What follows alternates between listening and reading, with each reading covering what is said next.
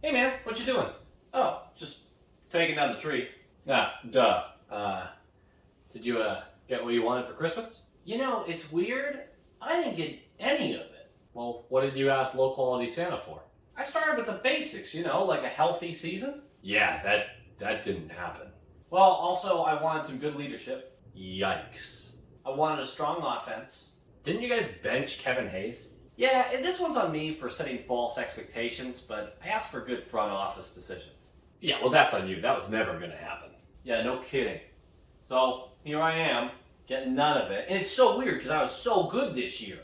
I mean, did you get what you asked for? Oh, everything you mentioned and more. And were you good? Yeah, I was pretty good. Huh. Weird. Low quality fans of a high quality Bruins team that is a dub again and again and again and again and again. God, what a team! What a fantastic team! This was a shit kicking. This was an absolute daddy get the belt and beat the crap out of this sad little Flyers squad. My God! Chuck Fletcher, I hope you're watching as your job goes up in flames. Ya douche. What a game! What a game. This shouldn't all just be crapping on the Flyers. That team's not made to win anyway. Again, Chuck Fletcher, looking at you, buddy. And Torts a little bit. What an awful team that is. That being said, I actually thought Swayman was really, really great. We're going to talk a little bit about him. Those of you who are patient with him, such as myself, probably looking pretty decently smart right now. And I know it's a Flyers squad, but that struggles to score. But still, that's a shutty. That's a shutty, and his numbers are really creeping up. We'll talk about that. The Flyers, 7-3-0 over their last 10. Hey, Loqual, that's actually pretty good. You would be right, random citizen. But here's the problem. They have 2 wins against the Capitals in that time. That's pretty good. The rest of the wins are against bottom feeders, or teams that I believe should be bottom feeders. Looking at the Kings, I swear to God, they're not as good as their record says. I'm telling you. Kinda Hot continues a really solid campaign behind a team that just does not have it. He's a huge reason why they have a middle-of-the-pack goals allowed average. So good job by him. They have a middling penalty kill, a bottom-tier offense, and a bottom-tier power play. Flyers fans should be rooting for a bottom out that's so hard, a decline that's so steep, that it puts them right in the thick of the Bedard sweepstakes. Probably won't happen, though. And I'll tell you why it won't happen. Because hiring Torts was a terrible idea. Tortorella, whatever. He's a good coach. Genuinely. He specializes in making bad teams better. That's what he does. Is he a championship coach? Man, if you win one in the first 2 years of having him, maybe. But that guy is going to get your team moving in the right direction.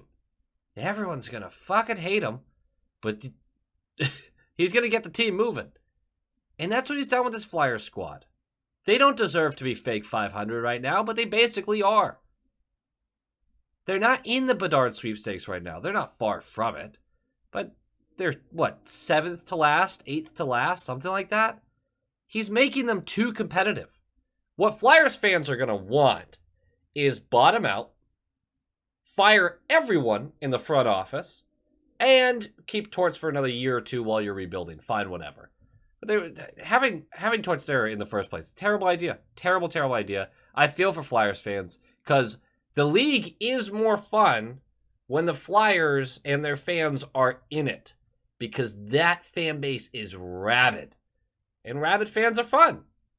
Do I hate the Flyers and want to see them suck for the next 20 years? Yes, please. But I also would say that about a large portion of the league, and that wouldn't be a very fun league, would it? If you only had 8 teams that were good all the time. Swayman's going to get the start.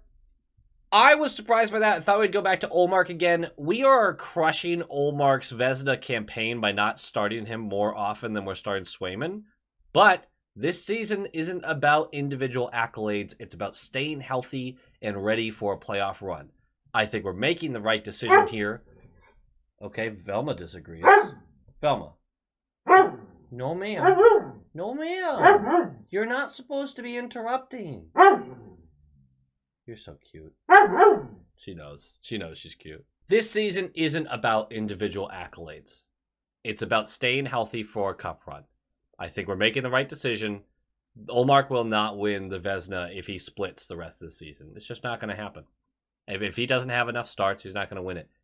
We shouldn't care. It's a fun story to watch, but we shouldn't care. Only line change is Smith is going to go back up to the first line, Pasta back down to the second. Pretty clear that Monty wanted to use that production line against Toronto as a nuclear option, as like a, hey, I got one line I know you can't stop. So I see what he's doing. I am done with the Smith in the top six stuff. I'm done with it. And in fact, he wasn't good again today. It's really weird to say because I don't want to break up the Hall, Coyle, Freddie line. I'd rather have Hall or Freddie up on that first right wing. Freddie, I'd rather have up on that first right wing. I think he might be able to do some damage up there. I think it's worth looking into, and maybe we'll talk a little bit more about it. Krejci's 1,000th game. Is he in the rafters? To me, no. We'll debate about that. That might also be a completely separate video. But I don't think he's a rafter guy. But let's talk about this game, shall we? Puck drops! Like, comment, subscribe. Said it in the beginning of the video this time. Discord. Check out the Discord, guys. Every time I mention it, people jump in. I feel like no one reads below the video. Why would they, actually? Good point. I don't read below there anyway. 4:38 in. We're already looking like the better team, and this will prove it. A tic-tac-toe. Flyers bobble the puck in their own end. A lot of shooting themselves in the foot this game. Bobble the puck in their own end. Tony DeAngelo is basically on the blue line and tries to just swat it out. And Pasta, coming into the zone, just bats it down. And he keeps going to the net. Krejci is there to collect the puck. He sends it over to Zacha on the left side. He goes down that left wall and then curls in a little bit, feeds it to Pasta for the tap-in.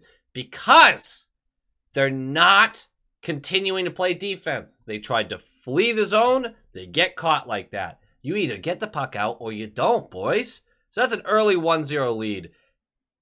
I wasn't sure what we were going to get full effort for this game. I don't even think they went 100% for most of this game.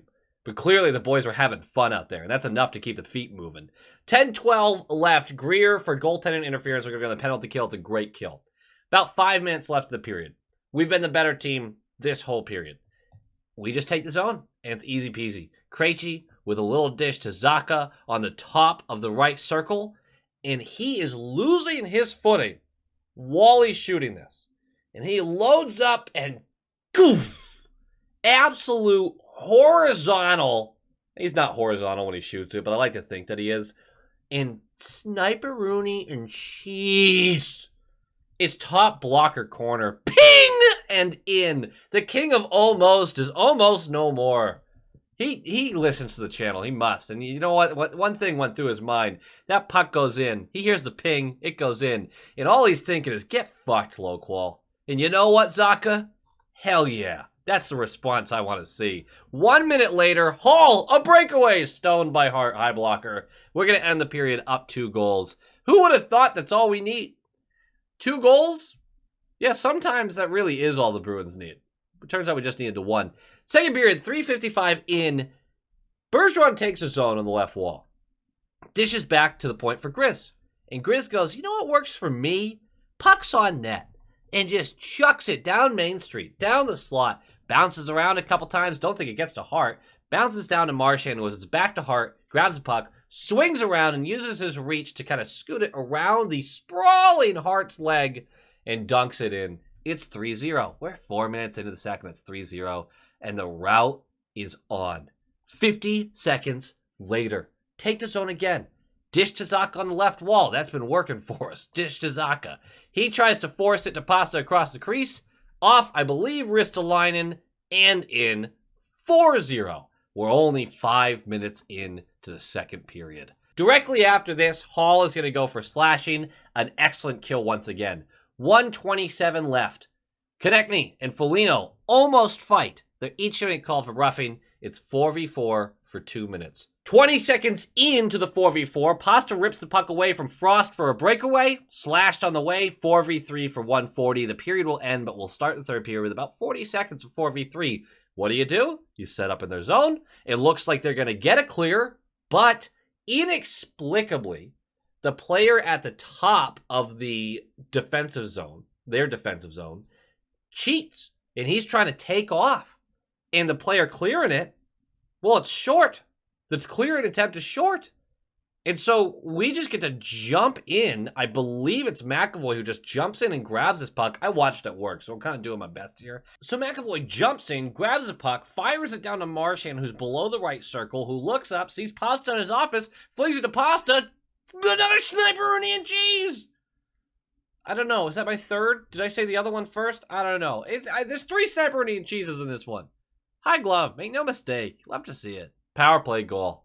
Special teams were dynamite. Dynamite this game. And they had to be because the refs were all over the place. They called all sorts of crazy shit. 2:29 in. Cross-checking on Carlo. Penalty kill. Another good kill. And then 5 minutes in. McEwen gets a double minor with Lindholm. Both for roughing once again. 5v4 power play. During this power play, they get a post shot. Posting out, a short side bid that Swayman makes a good save on, and a pseudo breakaway during it where they I thought they drew a call here, but good defense, I suppose. But forced him to the outside, no real chance on net. Not a good power play, though, because we didn't get a scoring chance, and they kind of got 3. Tough. 7:30 in. Boys getting crispy, as it were. After the whistle, everyone's grabbing everybody. Greer and Delorier get into it a bit more than the others. They start thrashing people around. They're both going to get called for misconducts. They're going to go to the box for 10 minutes each. Delorier gets the extra 2 minutes. Off to the power play we go. And we activate the D so well for this one. And I really think that Monty has realized that McAvoy and Grizz are just so gifted offensively together. And this is a play that kind of culminates that. Down the left wall during the power play. Drop back, just keep pushing the puck back and back. McAvoy selects it. He's going to move farther down the left wall, curl in a little bit. He sees Grizz is across the crease in the right circle. And this is a tape-to-tape pass. It's gorgeous. Grizz says, thank you very much. And how about another, that's just twice in one game, Sniper-Rooney and Cheese! High blocker, 6-0, final score. We are going to have to survive some crazy shit. 5:36 left, Mac for holding. 5:15 left, Bergeron for high sticking for a 4-minute double minor. So we're going to have a $140 of 5v3 to kill, and then $220 of 5v4 to kill, and we kill them both. Swayman was great. Swayman was fantastic. And he's my first game note. It's a 6-0 ass kicking against a team that you want to see your team do that to. Losing points here would be a struggle. That's why I look at the Capitals games, back-to-back wins over the Capitals for the Flyers, and you sit there and go, guys, what the hell? You're trying to make a push to stay relevant in the Metro, and you're going to lose those games? Those are games you need to have, at least one of them. Either way, game notes, Swayman, fantastic. He's now top 20 in save percentage in the league, which I know isn't saying anything. Top 20, all right, you're the top 2/3. Good for you. With the way his numbers started out this season, that's huge. Top 7 in goals allowed average, and the most important stat is he is 10-3-3 in 16 games. That doesn't make sense. He's played 17.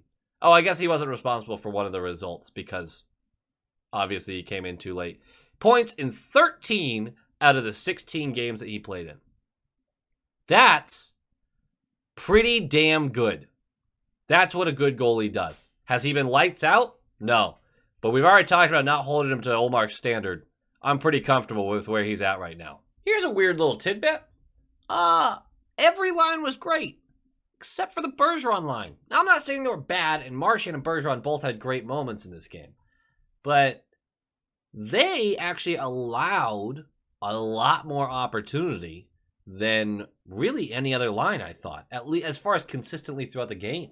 I was really surprised by that. And yeah, Smith works against them, but it's weird to just see Bergeron line at all have an off night.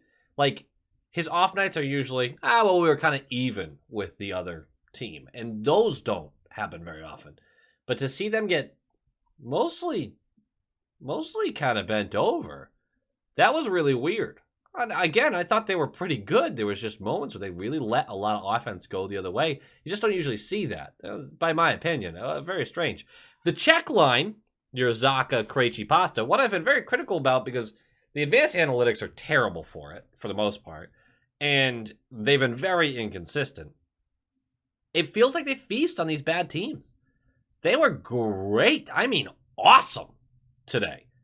So maybe they're starting to warm up and are going to look like that a lot more often. It's a very interesting storyline for me because there were a lot of games where they were bad. They couldn't get in the offensive zone. They were one and done when they got in the offensive zone. And then there's games like today where Krejci had 3 assists. I mean, awesome. Pasta had 2 goals. Zacha had a snipe. Just surprising to see. I guess Zacha had 2 goals technically because the one that went off Ristolainen. Lastly, this week gets very challenging. Tiffany has a surgery. Don't worry about it. Not a big deal surgery, but a surgery on Wednesday that is going to make it very difficult for the Wednesday-Thursday game. So just bear with me. I'm doing my best. Thank you for your patience in that regard. And then, go Bees! Go Bees!